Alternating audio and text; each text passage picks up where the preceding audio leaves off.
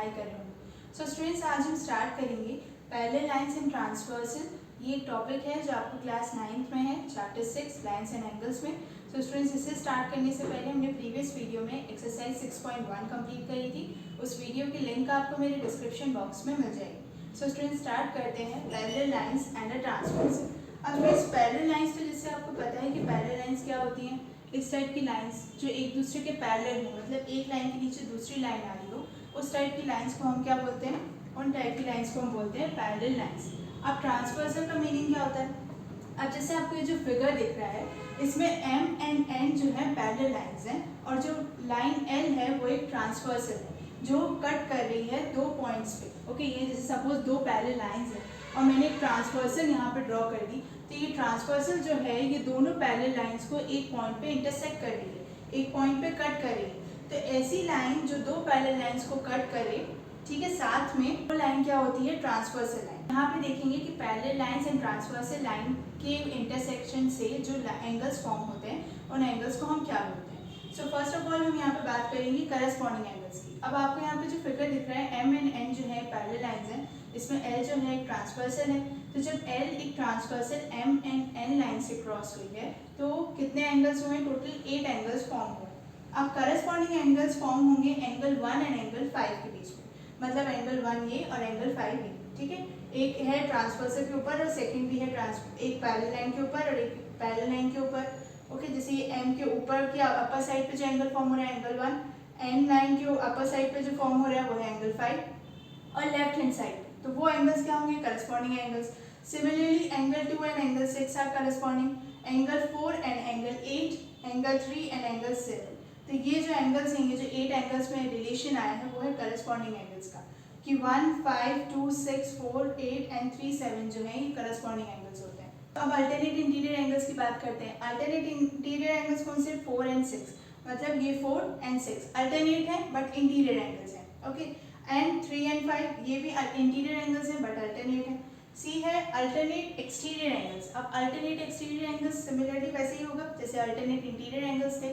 वहाँ अल्टरनेट हम interior angles count कर रहे थे, अब यहाँ पे हम एक्सटीरियर एंगल्स काउंट करेंगे, जैसे angle 1 and angle 7, angle 2 and angle 8। तो ये जो 4 एंगल्स हैं ये आउटसाइड हैं, मतलब एक्सटीरियर एंगल्स हैं, तो ये है alternate exterior angles. Then point D is interior angles on the same side of the transversal. अब interior angles, not an exterior, interior angles on the same side of transversal, मतलब transversal में left hand side पे या right hand side पे जो angles होंगे वो क्या होंगे? एंगल्स, वो एंगल्स होंगे interior angles on the same side of the transversal. So interior angles तो है 4, 3, 5 एंड 6। अब same side on the transversal में कौन से आएंगे? Angle 4 and angle 5, angle 3 and angle 6। सो ये हुए interior angles on the same side of the transversal. Corresponding angles क्या होते हैं? एक बार रिविजन कर लेते हैं। करस्पॉन्डिंग एंगल्स होते हैं एंगल 1 एंड एंगल 5। कौन से एंगल? ये angle 1, angle 5, angle 2, angle 6, angle 4, angle 8, angle 3 and angle 7 are corresponding angles. Alternate interior angles, which means interior angles but alternate. Angle 4 and angle 6, angle 3 and angle 5.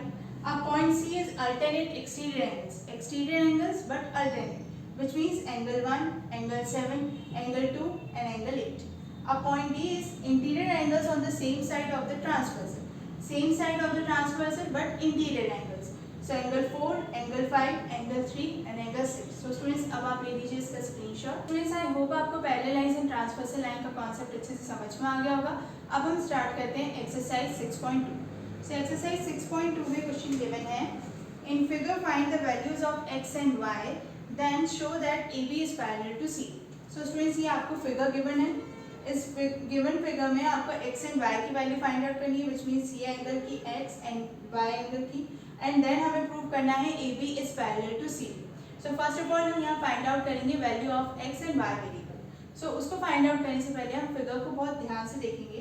So students, आपको दिख रहा है कि angle 50 degree ये है, इसके angle यहाँ पे angle x, angle 130 degree and angle y, ठीक है। सो ये angle x and angle y में आपको कोई कॉम्बिनेशन दिख रहा है, मतलब कोई एक रिलेशन जिसकी वजह से ये हो सकता है कि ये 130 डिग्री हो जाए। एक रिलेशन हमने पढ़ा था जब हमने फिगर ड्रॉ किया था इस टाइप का, जो हमने प्रीवियसली अभी पैरेलल लाइंस एंड ट्रांसवर्सल का कॉन्सेप्ट समझा था, तो उसमें 1, 2, 3, 4, 5, 6, 7 एंड 8, ये जो एंगल्स फॉर्म हुए थे, सो इसमें एंगल 4 एंड एंगल 8 के बीच में एक रिलेशन था which is called as corresponding angles. So यहाँ पे हम इसे अप्लाई कर सकते हैं क्योंकि सेम फिगर है, बट यहाँ पे एंगल 4 की जगह पे है x और एंगल 8 की जगह पे है 130 डिग्री। सो हम यहाँ पे लिख सकते हैं x is equal to 130 degree. Reason क्या होगा? Corresponding angle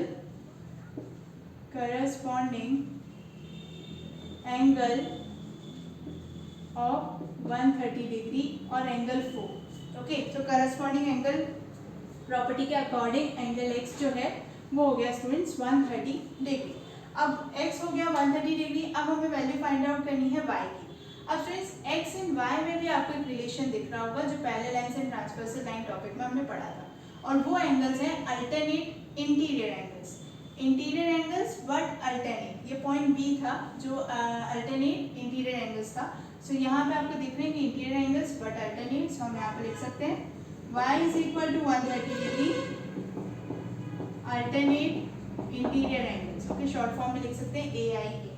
so students x हो गया is equal to 130 degree, y हो गया इज इक्वल टू 130 डिग्री। अब स्टूडेंट्स जब अल्टरनेट इंटीरियर एंगल की प्रॉपर्टी अप्लाई हो रही है विच मीन्स कि AB is parallel to CD, जब दो लाइंस पैरेलल हैं तभी तो इंटीरियर एंगल्स फॉर्म हो रहे हैं।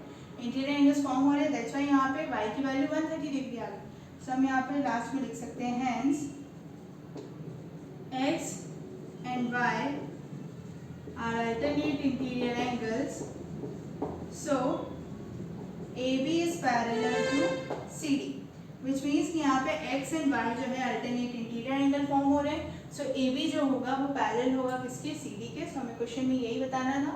क्वेश्चन में हमसे पूछा था x and y वेरिएबल की value which is 130 degree and 130 degree, ये फाइंड आउट कर लिया।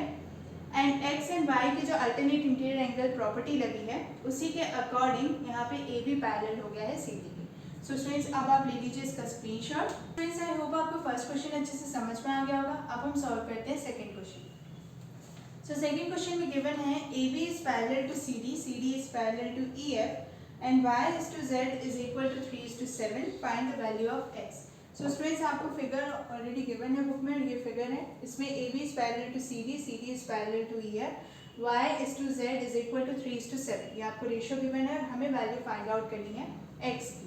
So students first of all हमें यहाँ पे देखना चाहिए कि अगर कोई लाइन पैरेलल है, सो अगर लाइन पैरेलल है तो उसके एंगल्स कैसे होंगे? उसके एंगल्स 1 में ही काउंट हो रहे होंगे। ओके, तो अब सबसे पहले हम देखते हैं कि y is to z is equal to 3:7 ratio में आपको गिवन है।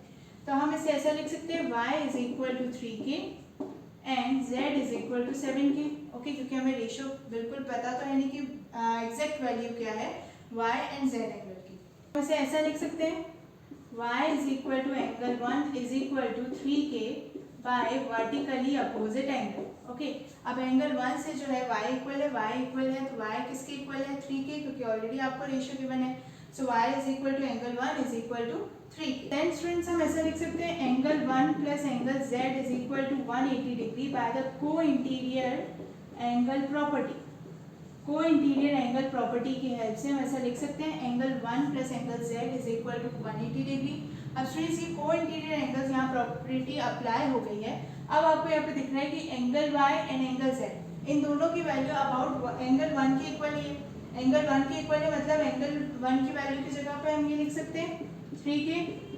अगर आप चाहें तो इस इक्वेशन को दे सकते हैं नंबर 1। ओके, इस इक्वेशन को नंबर 1 और हम यहाँ पे लिख सकते हैं फ्रॉम इक्वेशन 1 हमने यहाँ पे एंगल 1 की जगह पे वैल्यू रख दी है 3k, क्योंकि हम ऑलरेडी प्रीवियस फर्स्ट इक्वेशन में ये प्रूव कर चुके हैं कि y is equal to angle 1 is equal to 3k by vertically opposite angle property.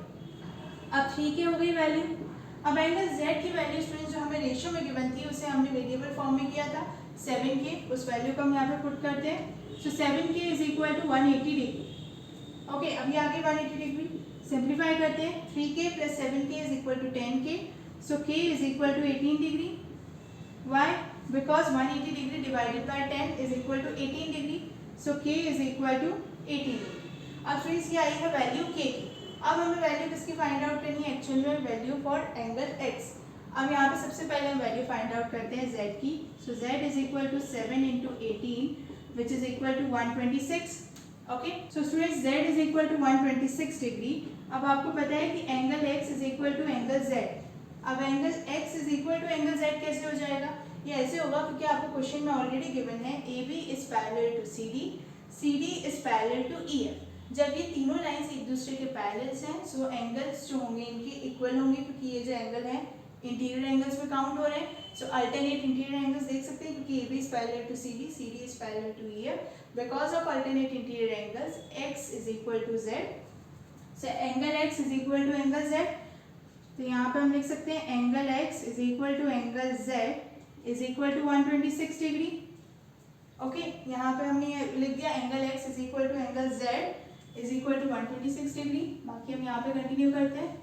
I hope आपको समझ में आ रहा होगा क्योंकि हम यहाँ पे वही प्रॉपर्टी अप्लाई कर रहे हैं जो अभी हमने प्रीवियसली पढ़ी है, पैरेलल लाइंस एंड ट्रांसवर्सल। उसमें जिस टाइप के एंगल्स हमने पढ़े हैं उन्हीं एंगल्स के हेल्प से हम एक्सरसाइज 6.2 को सॉल्व करें। अब स्टूडेंट्स जैसे हमने यहाँ पे angle x is equal to angle z is equal to 126 degree लिख दिया है, तो हम यहाँ पे लिख सकते हैं angle x is equal to 126 degree. Reason क्या होगा? AB is parallel to CD is parallel to EF। Okay, ये तीनों लाइंस एक दूसरे से पैरेलल है because angle x is equal to 126 degree. Okay, so angle x की वैल्यू आ गई 126 डिग्री। अब हम लास्ट में लिखेंगे hence angle x is equal to 126 degree. So students, this is the final answer. The final value of angle x is 126 degree. So students, अब आप ले लीजिए इसका screenshot. So students, I hope आपको सेकंड क्वेश्चन अच्छे से समझ में आ गया होगा। अब हम सॉल्व करते हैं थर्ड क्वेश्चन।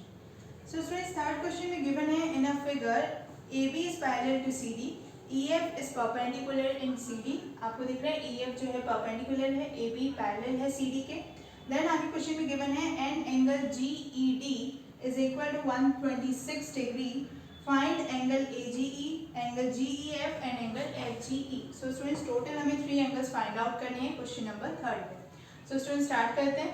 अब आपको जो गिवन है सबसे पहले हम उसे देखते हैं। आपको गिवन है angle GED which means angle GE and D।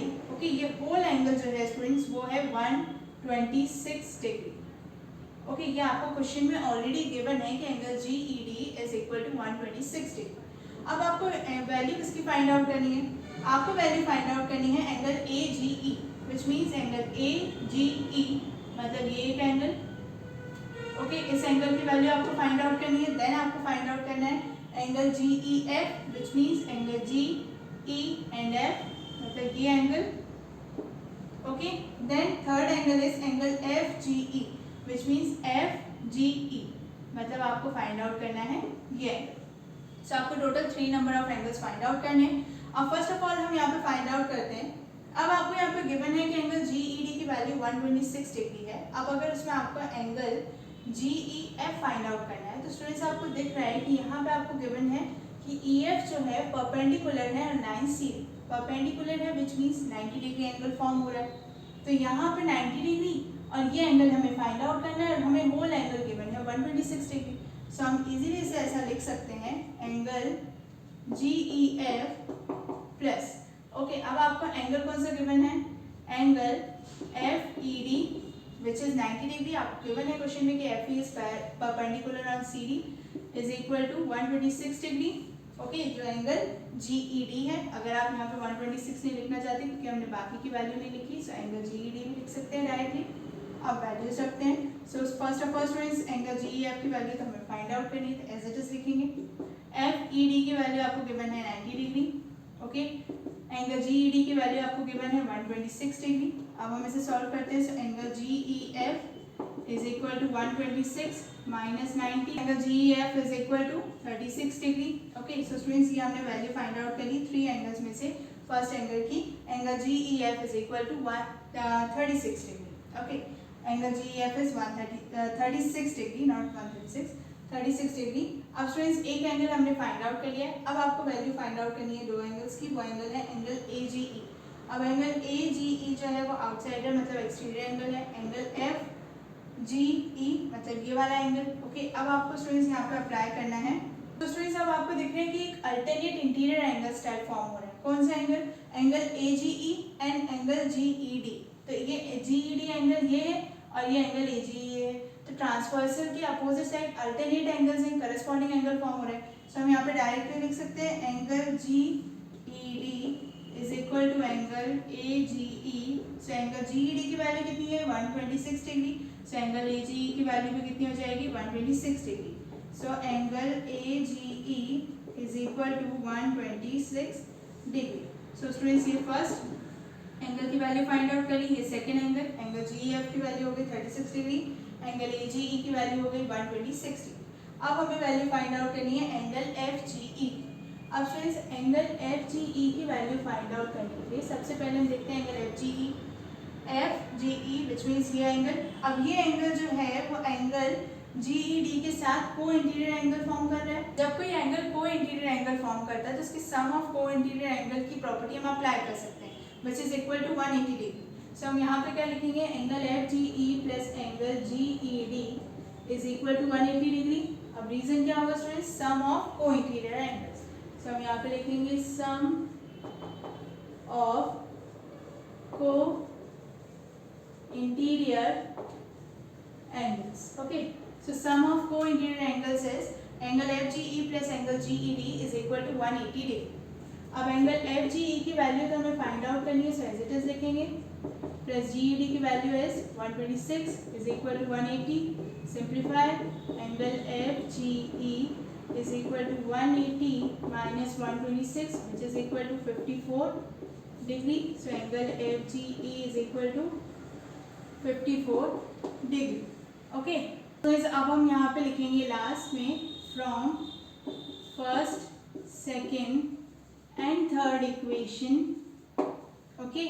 Angle सबसे पहले हमने वैल्यू फाइंड आउट की थी एंगल GEF की।